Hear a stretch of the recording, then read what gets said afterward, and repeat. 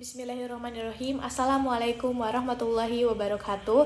Salam sejahtera, shalom, om swastiastu, namo buddhaya, salam kebajikan.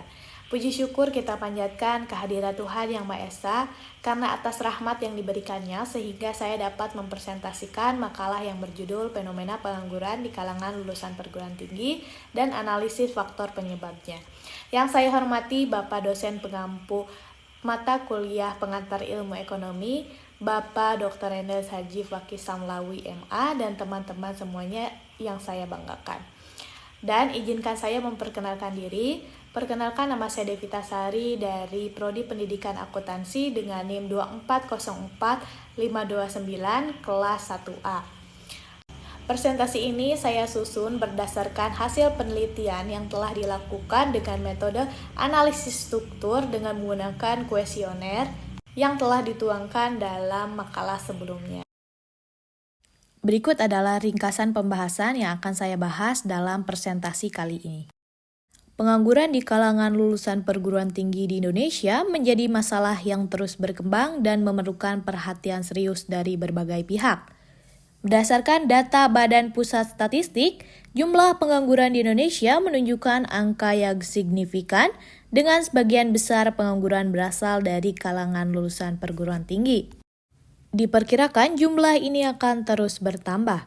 Sinyalemen tentang abadinya masalah pengangguran tidak terbantah lagi. Namun ironisnya, bila pengangguran banyak berasal dari kalangan sarjana, apalagi mengingat laporan United Nations Development Program yang melihat pola pengangguran di negara-negara berkembang, termasuk Indonesia, sebagai fenomena unik di mana tingkat pengangguran lebih banyak ditemukan di kalangan mereka yang mengenyam pendidikan tinggi.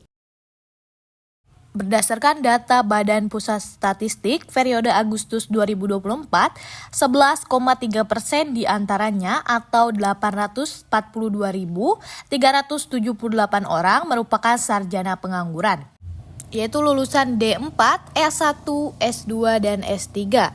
Persentase sarjana pengangguran tahun 2024 meningkat 2 kali lipat dari satu dekade yang lalu. Pada Februari 2013, Badan Pusat Statistik mencatat banyaknya sarjana pengangguran hanya berjumlah 442 dari 7.240.897 orang atau sekitar 5,78%. Adapun tujuan penelitian kali ini yaitu untuk menganalisis faktor penyebab pengangguran terutama di kalangan lulusan perguruan tinggi, untuk menganalisis dampak pengangguran terhadap perekonomian Indonesia dan menemukan solusi untuk mengatasi pengangguran. Pengertian pengangguran. Jadi pengangguran adalah orang yang tidak bekerja sama sekali, sedang mencari pekerjaan, bekerja kurang dari 2 hari selama seminggu, atau seseorang yang sedang berusaha mendapatkan pekerjaan yang layak. Faktor penyebab pengangguran. Pengangguran adalah suatu hal yang tidak dapat dikehendaki. Mengurangi jumlah angka pengangguran harus adanya kerjasama antar lembaga pendidikan, masyarakat, pemerintah, dan lain-lain. Berdasarkan penelitian, ada 2 faktor penyebab utama terhadap tingginya tingkat pengangguran di Indonesia, yaitu keterbatasan skill dan tingkat persaingan yang tinggi. Keterbatasan skill atau kurangnya keterampilan yang dimiliki oleh calon pekerja menjadi penyebab utama pengangguran di Indonesia. Keterampilan yang relevan dan sesuai dengan kebutuhan industri lah yang sangat diperlukan untuk mengurangi tingkat pengangguran. Di samping itu, tantangan yang tidak kalah penting adalah persaingan dunia kerja. Dengan banyaknya perguruan tinggi yang menghasilkan lulusan siap kerja secara besar-besaran, yang diikuti meledaknya tenaga kerja produktif, maka persaingan semakin tajam. Padahal, daya tampung lapangan kerja di Indonesia sangat terbatas.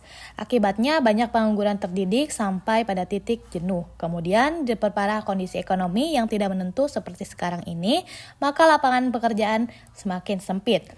Fakta cenderung menunjukkan bahwa sistem pendidikan Indonesia lebih produktif mencetak lulusan ketimbang lapangan kerja yang tersedia. Sebagian besar perguruan tinggi di Indonesia juga belum menyediakan layanan penempatan kerja atau bantuan karir yang memadai bagi lulusan.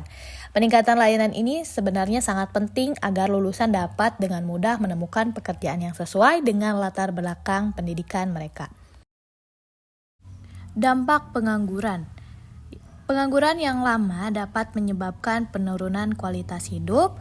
Ketidakmampuan untuk memperoleh pekerjaan yang layak dapat menurunkan akses ke kebutuhan dasar seperti makanan, tempat tinggal, dan kesehatan. Ini akan mempengaruhi tingkat kesejahteraan secara keseluruhan, yaitu kesejahteraan mental, kesejahteraan sosial. Nah, pengangguran yang berkepanjangan juga dapat berakibat pada gangguan psikologis seperti stres, kecemasan, dan depresi. Rasa tidak berdaya dan tekanan sosial akibat status pengangguran dapat mengganggu keseimbangan mental individunya. Penurunan harga diri juga seringkali menjadi dampak psikologis yang terlihat pada pengangguran jangka panjang.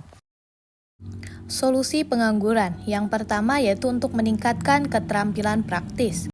Hal ini akan membantu lulusan siap menghadapi tuntutan pasar kerja. Nah, keterampilan praktis merujuk pada kemampuan yang bersifat langsung aplikatif dan dapat digunakan dalam situasi nyata di dunia kerja. Nah, keterampilan ini mencakup pengetahuan dan kemampuan yang tidak hanya teori tetapi juga keterampilan yang dapat langsung diterapkan dalam pekerjaan atau tugas sehari-hari. Seperti contohnya keterampilan praktis itu adalah soft skill seperti mengelola Excel, kemampuan berbicara di depan umum, dan masih banyak lagi. Dan yang selanjutnya adalah memperbanyak peluang magang.